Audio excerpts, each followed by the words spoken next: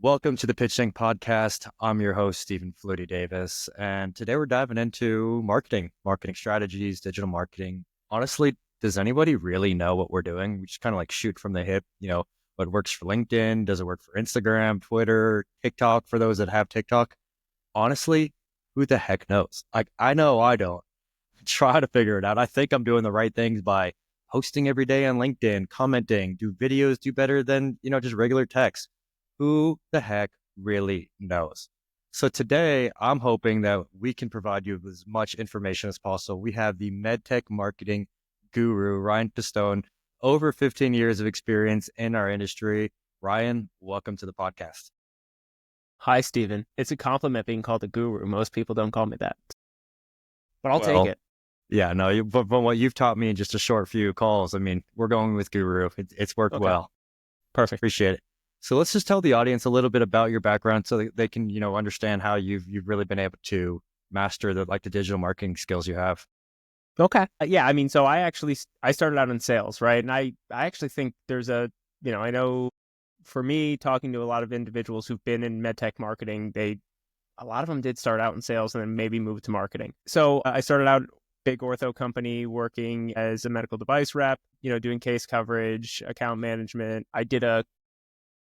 I call it it was a vacation into selling MedTech software. And then I came back to med device, and in that job again, doing account management. And then I transitioned into marketing. That's actually what my background is in. That's what I went to school for. I listen to podcasts, all the books I read, they're marketing related, digital marketing related. And really I saw it as an opportunity because when I started out in the industry, even though digital marketing existed, it was like non-existent in med tech and med device. And then it became a reality. And it's, I would say, slowly becoming more of a reality in today's world, even though, this isn't something I came up with. I've heard it from a number of people who are in the med tech world and med device world. Med tech and med device are like 6 years behind, 7 years behind everyone else when it comes to marketing. So it's like, So true. I can see the future. But not really. Yeah, it's so true. I mean, look, I had a similar route, sales, then to marketing, but the social media digital strategies were not it. It was, okay, well, let's do a banner ad on ViewMedi and we're going to do 2 posts a month on LinkedIn. And that should be fun. Yeah. And I'm sure those posts were great. Yeah. I don't even remember now. It's just a blur a while ago, but yeah, it was probably absolutely awful. I had no idea what I was doing. I don't even think I had a LinkedIn at that time. We were trying to figure it out. But now it's almost like this necessary evil for some and others enjoy it. But let's take a little bit step back. Like, let's talk about marketing in general. I mean, what is it? You're trying to build a voice, find the customers where they're at. Like, tell me marketing for dummies 101. All right. So marketing for dummies, from my point of view is grow awareness of your brand, which is obviously super important if you're a small company, because there's the haves and have nots, especially in the medical world, right? You have your J&Js, Medtronics, and then you have your tiny companies that are run out of a garage, right? So marketing to me is, gaining brand awareness, gaining market awareness, attracting the ideal customers into your sales funnel, right? So for me, I think it should be a traditional handoff that you see in other industries where marketing goes and hands off leads to your sales team, and then your sales team takes it from there, right? Marketing should be gaining attention for your sales team to then close the deals. That's not the way that it has always been in the med device world. Marketing for the longest time was like, hey, can you go order me some more literature? Yeah. Or are you going to go to this trade show for me? Can you go to this trade show? Can you get us more literature? No, you never let me say anything. That's what marketing was in med tech in med device for a very long time. But today, I think it can turn into a traditional marketing sales relationship where marketing is really just building that brand awareness and driving growth for the sales team. Yeah. So sales reps do not understand what goes into marketing behind the big companies. And I can say that because I really beat up some of my marketing teams, and I'm so sorry for that. And then I got put in that role. And I remember, fighting with the regulatory, the quality people, like, I want to say safer. They're like, no, you can say this version. So you're bound a lot of times by what's allowed to be said or not, and making sure that, hey, we're not going to get sued, especially when it's going into the digital spaces. So, but outside of, we always think, sales reps always think like marketing is go to the trade shows, give me a surgical technique. Where's my brochure? But it's much more than that. I feel like, you've got to do more than what a sales rep thinks. And like, let's talk about like building a voice, finding that voice, A/B testing it. And what you're marketing for one person is completely different than the other. Like if you're trying to get the early adopter of, a product, very different if you're a well-established company and you're trying to just, hey, here's awareness around a product that I just launched. What do you think? Like voice is so different at each one of these stages, right? Yeah, voice. So voice is really different at each one of these stages, and messaging, like, it's really important, right?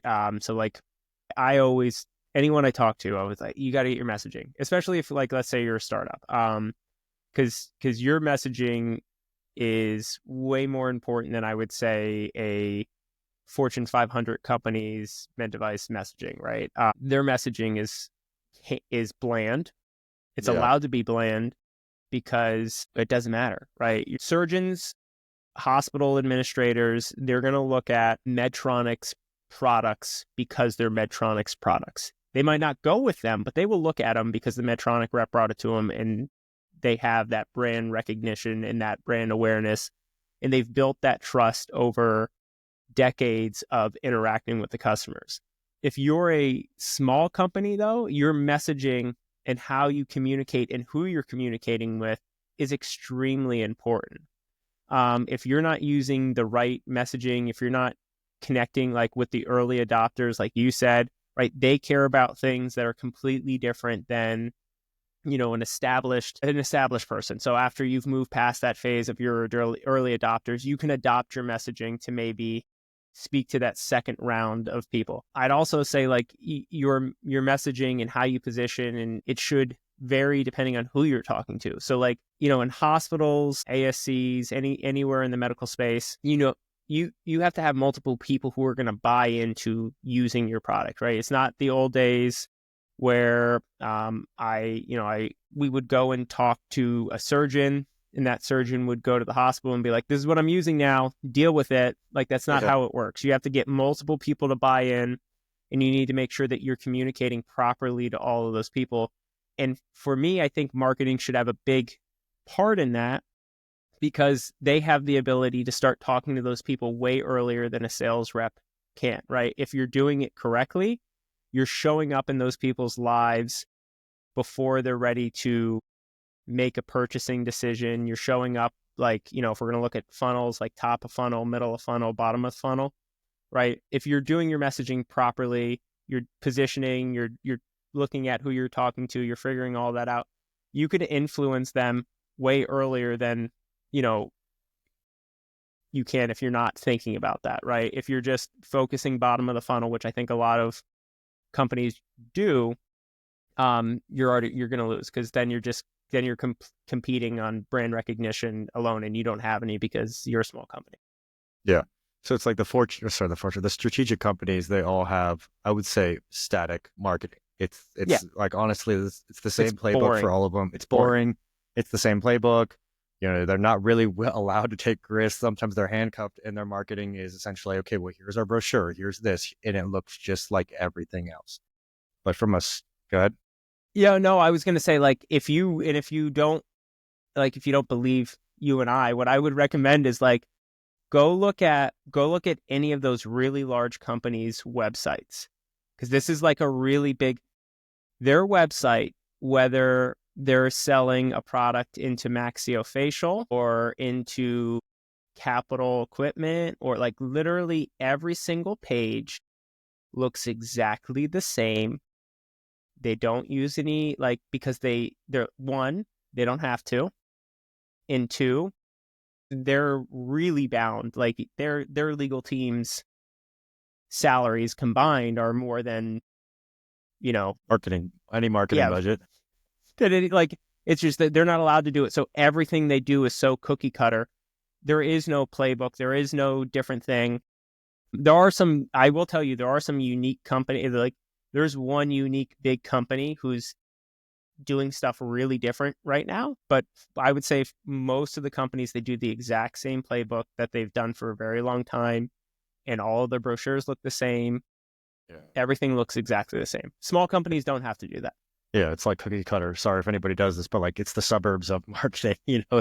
Everything looks the exact same thing. It's just like one of those cookie cutter, neighborhoods. So you've got the static marketing plan, and it works. Brand recognition. Everybody knows J&J. They know Medtronic.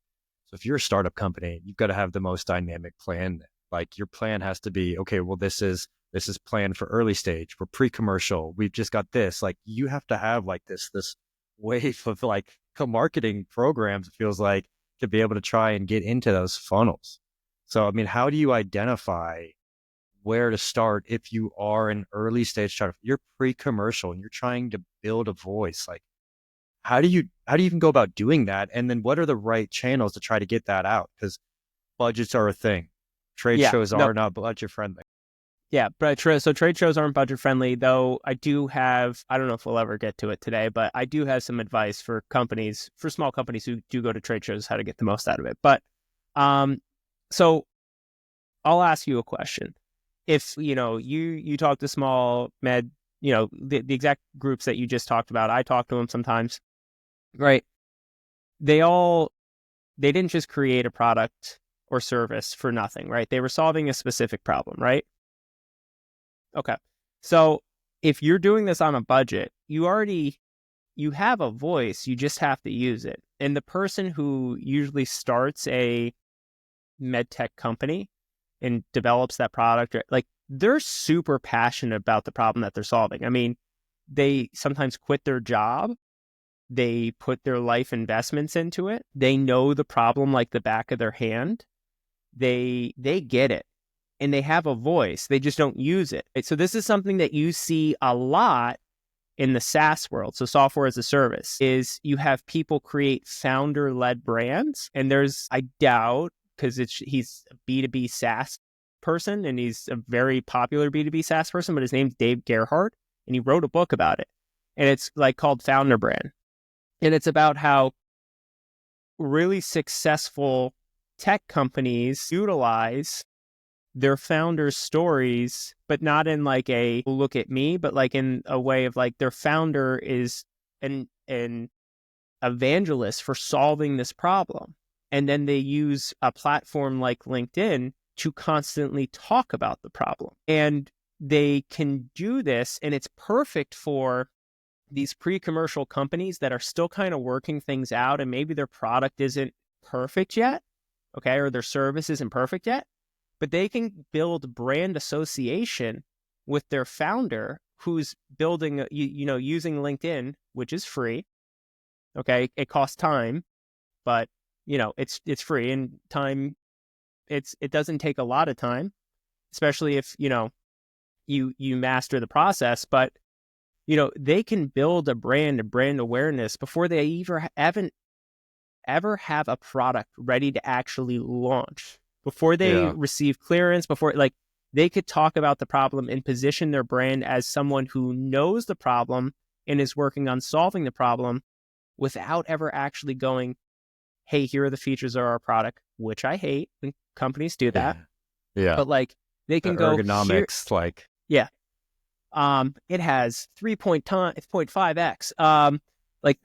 Nobody's ever bought something because something has 3x, but but like that's how you could do it, right? If I think I posted something a couple months ago that it was going like, if I was starting a company or put in charge of a company and I'm not smart enough to come up with my own med device, like that's not my skill set.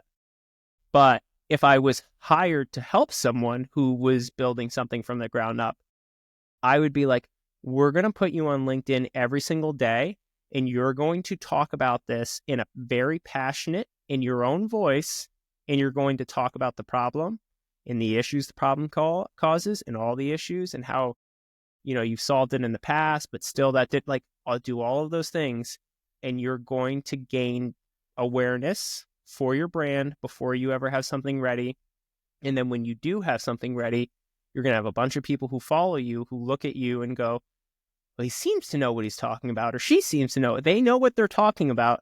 Yeah. And that's where you get like the early adopters, because they're like, I agree with that person. Yeah, yeah. I mean, I didn't even think about it that much. Like harnessing the founder momentum, the founder story is genius when you're trying to sit back and like, well, what do we do? When do we even start? Start before you develop. Like start getting awareness around that and use that excitement that your founder always has. Like that's genius. And it'll attract investors. And like, I have like a love-hate relationship with companies who do stuff to attract investors, because investors really like if you just sell your product. Because if you sell your product and you can prove that you have revenue, investors love you, right? But it'll attract investors, it'll attract those early adopters. And for all those people who are afraid of regulatory and that type of stuff, you're not talking about your product. So you're not going to get in trouble for saying something you shouldn't say, because you're talking about the problem.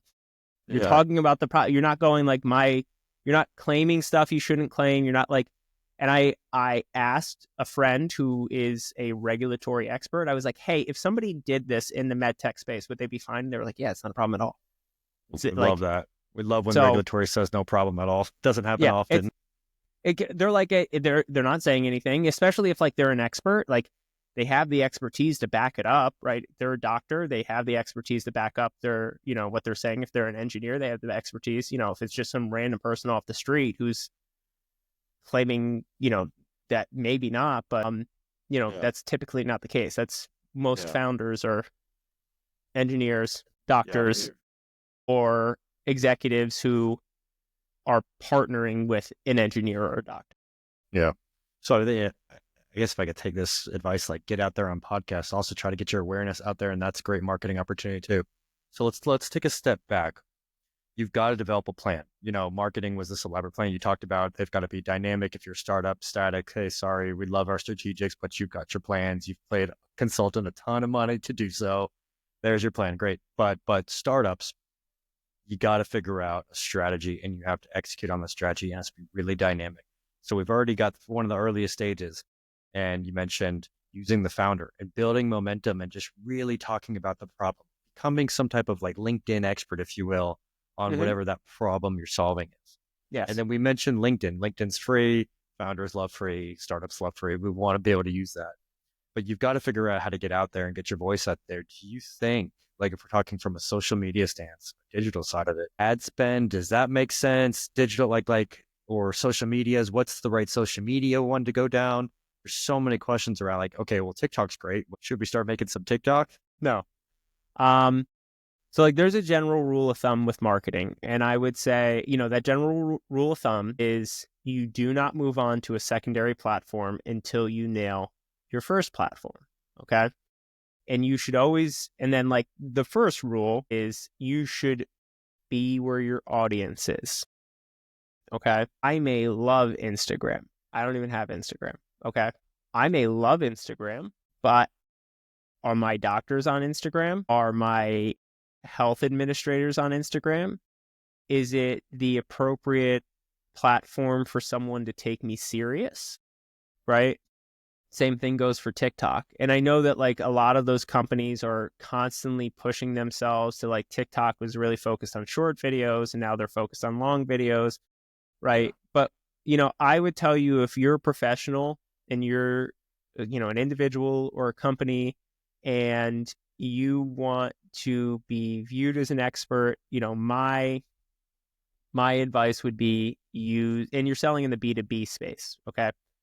So if you're selling directly to consumers, TikTok, TikTok, Instagram great. Might be it. Yeah. TikTok, Instagram might be it. But if you're in the B2B space, LinkedIn would be my suggestion. And your audience might not be there all today, but I can tell you that my long-term bet on LinkedIn is the fact that I've listened to multiple executives at LinkedIn say, hey, our long-term goal is if you're looking to grow as a professional, LinkedIn is the place to be. That's what they want to be viewed at. So even though I've seen numbers where there's not as many physicians on today, there's not as many nurses, there's not as many healthcare administrators. And I will tell you, there's a lot of healthcare administrators. So if you're selling to healthcare executives, they're on LinkedIn, right? Maybe the physicians aren't there, but I will tell you, my guess is unless a specific platform comes up for physicians, they're going to end up on LinkedIn because LinkedIn has such a head start. That doesn't mean that something can't come up, but my long-term bet would be like use LinkedIn. And LinkedIn gives you two options, right? So you mentioned organic. So organic, as a strategy, it's great. It does cost money. So when anyone goes like organic's free, it costs time. So I always tell people like time is money, right? And that's why people hire like ghostwriters because they're like, well, I can't write, so I'm going to hire a ghostwriter. So it does cost money. It also, if you're doing video, if you're doing micro, like it, but it's such a low barrier to entry compared to, having to hire out somebody else. Like for $1,000, you can buy a really good mic, you could buy a decent camera, you could set up your own, and if you were like, I don't want to spend $1,000, grab your phone. Okay. Your phone shoots in 4K and you throw in your headphones and you're good. So, Make some videos. Yeah. Yeah, make some videos. You asked me a question earlier, what works best? It's videos. I wanted to answer in that moment. Videos statistically work better. But, you're using LinkedIn would be my recommendation, right? And then from a paid ad standpoint, yeah, you could use LinkedIn. Am I allowed to go down a little rabbit hole of like paid ads? Go for it. Okay. Honestly, please, because I've talked to so many people that are like, oh, brand marketing, you need $50,000 to do paid ads to see something. Well, that's not good for a startup. I'm sorry. So what I would tell you is like, you do have to budget for ads. So like when people go, we'll just wing it. Like, don't do that. You do have to budget. You have to plan. You have to go like, hey, I'm going to spend this amount of money. And I would almost say like, if you don't know what you're doing, if you've never done digital ads before, you might want to go hire someone because it might cost you an extra $1,000 or $2,000 a month to hire somebody to help with you with ads. But like if your ROI is there, then it's worthwhile. But so when I tell people to do ads, or when I've done ads in the past, I do ads kind of two different ways. So we'll use dentists as an example. So if I'm a company that sells, I just came out with a new chair for patients, okay, in dental offices, right? And I'm targeting dentists who have to go buy these chairs, right? Their chair's old. If I'm on LinkedIn, this is the way that I would do it, and this is the way that typically I've done it in the past, or I recommend for people to do. I use LinkedIn for brand awareness, okay? Now, I don't go and spend $50,000 on brand awareness because I'm a startup chair company, but I do like micro tests in specific regions that we can strategically sell into. Like if you know that you have to follow up and meet in person, because that's how your sales process works, and you're based out of Denver, Colorado, I would run micro tests for dentists in the greater Denver area for brand awareness to drive them to the website and be like, that's my top of funnel, middle of funnel. And we won't go into details of like how you should do the ads, but like that's what I would do with my LinkedIn ads. If I was going for, I hear a lot of people go like, I wouldn't use LinkedIn. I mean, I wouldn't use Google for B2B. You can just know that it's going to be bottom of the funnel. Like Google for me, for B2B, is for those high intent individuals. Okay. But just know that unless you're selling into a market that doesn't exist, you're going to spend money on Google, just like you're going to spend money on LinkedIn. But they're like, Google can get super competitive with search results. Yeah. Because it's like, I forget, it was something ridiculous. Like lawyers in New York, like that type of like injury lawyer in New York, like those keywords go for like $100 a key click. What? Because they're so valuable. Yeah.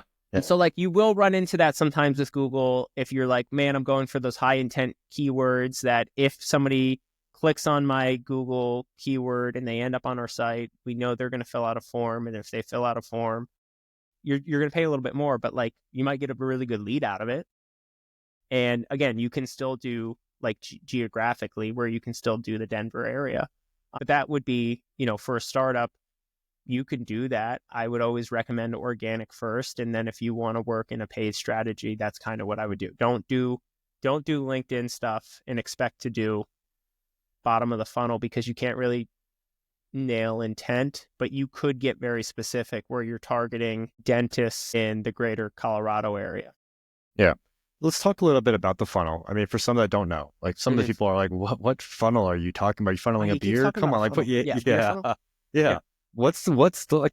Tell me again, 101. What's the funnel and the top of the funnel, and you talk at the bottom of the funnel. Okay, so top of the funnel is like, I think I have a problem. Like those types of individuals who, like, they're kind of aware that they have a problem. Like, we'll go again, the dentist. Like, patients keep complaining about my chair. Like, is there stuff out there? Like, they're not really ready to purchase, but they're interested in solving a problem. They're interested in that type of stuff. And top of funnel, really from a marketing standpoint, which I would say is, again, only capable now. Like, we can argue with older marketers who go like, no, we used to do top of funnel way back in the day with doctors. And I know they did, but it was just a little bit different. Like, those are your white papers, which I hate, but those are your white papers. And those are your case studies. Those are your engaging content that you're putting out on LinkedIn. Anything that's really kind of just attracting people to your brand, creating brand awareness, positioning yourself as an expert. That's your top of funnel marketing content, right? And the idea is to move them down the funnel towards sales. So like in sales, kind of depending on your sales process, gets involved in middle of the funnel. Of the funnel, again, depending on your sales process, might be like, now you're getting intertwined with sales. So now you're doing like comparison charts, or again, it really depends on the exact process, but it's that stuff that now sales is a little bit involved. And especially for B2B, right? If you're not B2B, then a lot of the stuff happens digitally and there's no involvement with a person ever. It's more, we're moving them towards the bottom. And then like that bottom of the funnel is that buying intent. What do I need to put them over the line? Is like, it like a level 1 study type? Like, now I've got like the really hardcore, or is that still like middle funnel? I would say that's probably middle. For me, Gotcha. It's like, if we're doing like med device, like straight up med device, it's like, we're flying you to... We're taking you to the lab at the office. We're taking you to a lab. We're taking you to a lab at the office. We're doing a lab at your facility. You're going to go look at, new prototypes coming down. When I sold software, it was like, is this really a marketing thing? It's kind of a marketing thing. Like we're bringing you to, we're bringing you to a client's, like we would bring at the end of the marketing and sales funnel, we would bring them to like a client's office to like see or speak. Like, so it's that type of stuff of like top of funnel is that awareness. And that's really when I say like the founder brand stuff that we were talking about earlier, like that, to me, that's top of the funnel, that's middle of the funnel, but it's getting them to engage with you and eventually start the process down towards the bottom. Because if you're a small company and you're just trying to enter at the end at like the bottom of the funnel stuff with like, you're not. Yeah. It's impossible. I mean, yeah. All right, so we've got our strategy, which is understanding what the funnel is. We have our voice, which is the founder voice. We're figuring that out. We're A/B testing what's the right thing, trying to maybe do some like iPhone videos. Videos do well. But so now we have all that, and we have our end of funnel, your demos, you're closing it. Yeah. So let's go back a little bit on the strategy of that middle strategy. Okay, we built a brand awareness. We've got a little bit of following. But now you're seeing, okay, well, my impressions in the early stages, say you've got 1,000 followers and you're seeing like 200-300 impressions. That was really exciting. Now your impressions are like 100. Like LinkedIn's just changed. Like, wow, okay. Yeah. So like, how do you navigate the ever changing landscapes, the algorithmic landscape of LinkedIn specifically? So I have a really big rule with like anyone I've talked to or helped with LinkedIn. And the rule, I'll give you a perfect example. I was working with someone who was doing, they'd grown a pretty decent following. Some of their posts were getting like 15,000 impressions, right? They had around 8,000 followers. They would like, some of their stuff was getting really high impressions, and they were getting a decent amount of inbound leads, right? They would have people, we had built a website for them. They were getting people who were going into their, like, messaging them directly on Instagram, slide into their DMs, except for professional reasons, right? They were going to their website, filling out forms. They were scheduling like calls with them, right? Like that was all happening. And then the algorithm changed. But the entire time that this person had grown this following, right? And it was like, they had like X in a year. All they had done the entire time, based on my advice, was just keep educating your audience. That's all you have to do. Focus on educating your audience. Focus on positioning yourself as an expert. You can talk about your product and service every so often, but like, you as the founder of this brand, just constantly talk about the problem you solve and the education part. Like, just do that. And the algorithm changed, and they saw a dip, and they panicked because they were obsessed. And I like metrics, but I don't obsess over metrics. I want to see how it works out. And it dipped, and they were like, I'm only getting 8,000 people or my impressions. Like, I get 8,000 impressions, not 8,000 people, but 8,000 impressions. My impressions cut in half. They're 75% what they were. And I very calmly looked at them and I was like, your demo slow down? And they were like, no. I said, all right, well, just keep doing what you're doing, and let's just see if your demo slow down, right? And never dropped. Not once. Okay. And what I knew, because I had listened to actual LinkedIn engineers give a talk about this like 3 weeks before, and I had sent it to them, was that what LinkedIn was doing was valuing actual interactions and valuable interactions. So where LinkedIn before would kind of just throw stuff willy-nilly around of like, oh, this is viral, we're just going to throw it everywhere, right? They stopped doing that. What they started doing was, hey, we're going to be a little bit more intentional with us sharing specific stuff, knowing that like, we're going to try, what they were trying to do is put it in front of the right audience. And that was what this person saw. So what I always tell people is, don't worry about the algorithm. You can't control the algorithm. I hate the people who say they cracked LinkedIn, because like, they're just tricks. And if you're just paying them to help you with tricks, in 6 months, you're going to have to come up with a new trick. And in 6 months, you're going to have to come up with a new trick. And then like, you're just going to have to keep doing it. But if you just actually use LinkedIn the way that LinkedIn wants you to use them, which is like, help make people smarter and better professionals, and then occasionally talk about your product and service, LinkedIn is going to reward you, and you don't have to worry about the algorithm. Like, I've followed enough people, I've helped enough people, I've watched enough people to know like, that's the true north, is just do that, and you don't have to worry about an algorithm. So my followers don't hate me. No, we're not. No. Yeah, like, that's what I've heard. Like, did I upset somebody? Like, but they've got, like you said, they're down by like 75%. But then let's talk about the other analytics haven't changed. You said like the engagement rate's still pretty high. Like, the demos didn't fall off. It's just who's actually out there seeing it. The right people are seeing it instead of the masses. Yeah. So, and that's like, I always tell people, when it comes to like using LinkedIn or anything with a marketing plan, like, you have to have a goal. And what is your goal, right? So like, if you asked about demos before, you're like, what's the strategy, or what's the plan? Or, like, usually people I work with, what I help them do, while we will do paid ads, we do like, I will help people with that. It's typically not my first recommendation, because again, they don't have massive budgets. But like, we start at like the end. Everyone wants to gain revenue. We know everyone, like, that's the end goal. It's how do you get revenue? And it's like, well, we have to book demos. All right. How many demos do you need? And like, how many demos do you need to get? And they're, we'll come up with a number.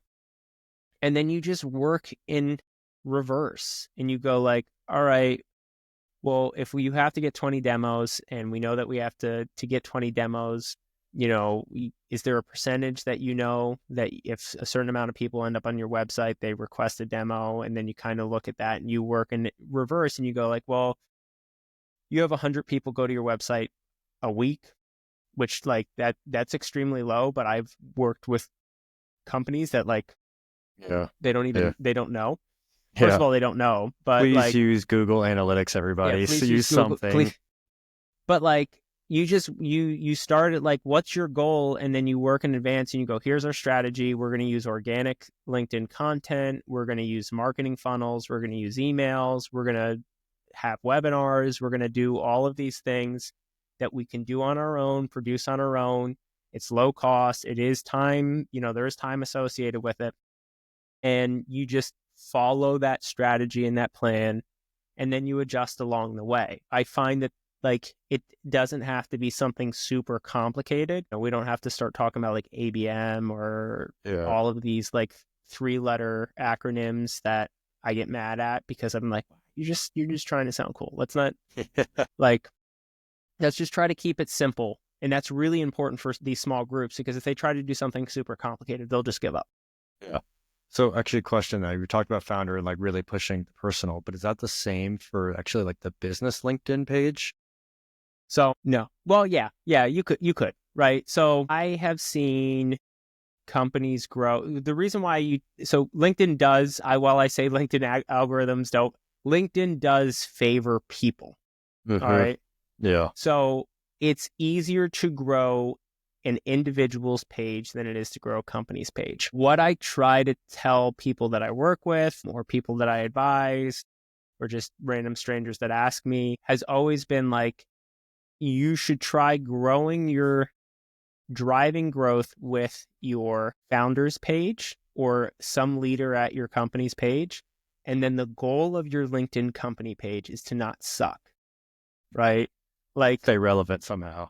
If your founder does like a webinar series, like promote it on there, maybe you host it on there. Your founder is like, there's a mix. You should be doing stuff. You shouldn't just abandon it in the corner. Like I have like when somebody tells me to go like, hey, can you give me some advice? Can you look at my page? Can you look at my company page? I get super mad when I go on like a company page and I see that they've never posted and they've existed for 6 months. I get mad when I go on a company page and I see that and when I say mad, I get mad because they're like, I don't know why it's not working. And I'm like, you've done nothing. What are we talking about? Like, so like, they haven't posted in 6 months. They only post every 3 months when they go to a trade show, and they just throw out like the line, like, stop by booth 415. Yeah. It's like a selfie, and you're like, what are we doing? You have 25 followers. What is this about? Yeah. So I try to position it where the founder brand is leading the charge, and then the company brand is supporting it. And the company brand can be that more corporate, even though I like to say, like, let's be a little personable here. It can be the more corporate voice, and the founder can be the more passionate, the passionate one leading the way. It's also fun. Like if you look back on like Taco Bell's Twitter, did you ever see that one? Like it would just troll everybody. It was hilarious. I do enjoy that. And I wish more B2B companies did that. I will tell you, like Gong has a hilarious, like, and people like, no, I don't think it's like stand-up comedian hilarious, but like I find it funny from a B2B marketing standpoint of like looking at Gongs and going like, I can't believe they do some of this stuff. And I will tell you, like, someone who's, I said I'd like somebody earlier who is kind of doing stuff different. Zimmer Biomet is actually doing fun stuff. Zimmer Biomet a couple months ago got a new CEO. His name's Ivan Tornos. Yeah. I mean, they just brought on Arnold. Like, what's going on there? When I saw that, I literally was in a meeting with someone. I was like, I have to get off the phone. I have to get off this meeting. it was not unimportant. It was a team member, and like we were towards the end. I was I got off the phone, and I called someone who was a personal friend of mine. I was like, "Did you like Zimmer Biomet just did this?" And I was like, "I don't think I have ever seen an ortho company do something like that." It's Like, great. because it is great. It's great. I don't know if it's going to work. At least it was entertaining to me though, because I was like, their CEO is constantly online. I don't know. I don't know the CEO of J&J. I don't know the CEO of Stryker. I don't know the CEO of Medtronic. I You can will make fun of say me. And Kevin Lobo is one of the most amazing people. I've worked yeah, for him. okay, He, as a CEO, a yeah, striker, he knows every single marketing person and will go to every single national sales meeting. And he knew what products you were launching and how you're doing it and the metrics. I was like, how does this guy know me? Like, how he's does just he know saying this? he It's, has an earpiece, I'm sure. yeah, yeah, But exactly. like, But people were talking about the Zimmer thing. I got text message. I don't like, Zimmer was off the radar for a bit. And next thing you know, people are texting, have you, Arnold's on Zimmer? Like, what? What's going on? and it's and like, and it could be someone else. I credit Ivan. I don't know if it is him. I credit him because like he's super active on LinkedIn and he gets it. And I think that's a big difference because like again, if Zimmer Biomed is going like, hey, our bet is that in the future there are going to be a ton of surgeons on this, and we want them to have a positive Yeah. awareness of Zimmer. That's the way to do it. I mean, he looks, so you look, growth for a strategic company, a Fortune 100, like you need to have steady growth. You don't want that hockey stick growth. You're going to spook your investors. It's not great. But as a startup, you need hockey stick growth. You need to find that dynamic marketing way to actually put yourself out there. And what he's looking like, it's looking like he's operating like a startup founder, but also being Yeah. responsible for shareholders. But like Yeah. he looks like he is doing and shaking things up and going against the grain. So if anyone from Zimmer's talking to it or listening, Ivan, come on, we'd love to have you on. That'd be fun. Like, tell us how you've shaken up the industry. But Yeah. it's You so do that. cool. Yeah. No, Yeah. it is. I will like I said, it is it's so unique. He writes in a real. I don't like. I sometimes go like I stalk his posts and I go like, is it him? Is it a ghostwriter? I'm not really sure, but like Yeah. I think a majority, if he has a ghostwriter, they're a very good ghostwriter. I think a majority of it is him, and he's a very good writer. And if I could piggyback off what you said before of like the hockey stick growth, that's only possible in my personal opinion, that's only possible as a med tech company, a startup company, if you're using marketing. Because if you're not using marketing, it's going to be really hard because your sales reps are going to be limited. You can have the best direct sales reps on planet Earth, but if you start out with one direct sales rep, they only have so much time in their day, Yeah. and then you add another one, and then you add another one, and then you add like, it's not going to be some hockey stick growth. And if you're using teams, I have a love-hate relationship with 1099s, right? But like you can only achieve that if you're generating leads for your sales team to go close, right? The Yeah. idea of like inbound marketing is that your leads are more qualified when they're ready to talk to you. And that's only possible if you're doing marketing. You want your reps to close stuff quicker? Do that. So there was a sports medicine bio startup that came out a couple of years ago, MEOC, the Bear procedure. They did such a good job with taking pictures with their surgeons in the little bear. I mean, it was everywhere. It was fun. Like, I helped some of the reps in my area because there wasn't one, and I was working up in Steamboat Springs, Colorado, amazing mountain town. But I remember like helping out with some of those cases, and the doc's like, "All right, is the bear here? Can I take a picture with this little stuffed bear?" I'm not the rep, but no. But it was great. It was everywhere you saw, like everywhere you went on LinkedIn, there's the bear and the doctors. Oh, I just did my 10th case. I did that. That was great marketing. People wanted to, like, you built FOMO, and people and wanted to it's be part of and it. it's different. It's Yeah. different. Like that would not be so like I can imagine being in a boardroom at like a big ortho company and going that, and you would just have someone in the corner going like, "No, it's dumb." Yeah. You're like, Yeah. "You're dumb. Yeah. Forget you. Forget you." Yeah. Yeah. So you got to do different things as a smaller company to find ways to build, again, those inbound leads, the FOMO. If you were like, I don't really know what they're doing, but I want to be part of it. Yeah. It's so true. So Oh, awesome. So guys, look, I want to kind of wrap this up here because we're getting well over what our time was supposed to be. Like, let's look back on this. What do we need to do to be successful? You need to have a plan. You need to have a dynamic plan, right? And what does that include? That includes building a voice. And you nailed it. What's the best voice that we could think of? hmm So building a voice, nailing your messaging. Your brand is not your logo. Your brand is how you talk to people, what you're saying, how you're positioning it. You need to have a plan, right? Yeah. Most small med tech companies wing marketing, and they fail, right? You can't wing it. So you have to have a plan. You have to have a strategy, right? Are we going to grow using organic social? How does our plan feed into our strategy? What tactics do we execute? What's our end goal? And you work towards that and you adjust it over time. Make sure your website doesn't suck.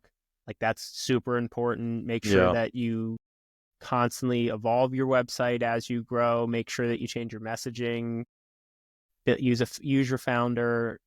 There's a ton of different things that you can do. It's just start with a plan. If you don't have a plan, I mean, you good could luck. completely hit your revenue metrics and then your investors are really pissed. Like, start with the plan, go find a consultant. And if you need to find some consultants, I mean, that's literally what Pitch Inc. is. We've got Ryan's on there, people like Ryan that can help you identify a strategy and go execute that with you and help you hit those revenue targets easier than it would be without a solid plan. So this has been the blast. I really thank you. And I honestly, I've learned a ton from this and I hope that our listeners have.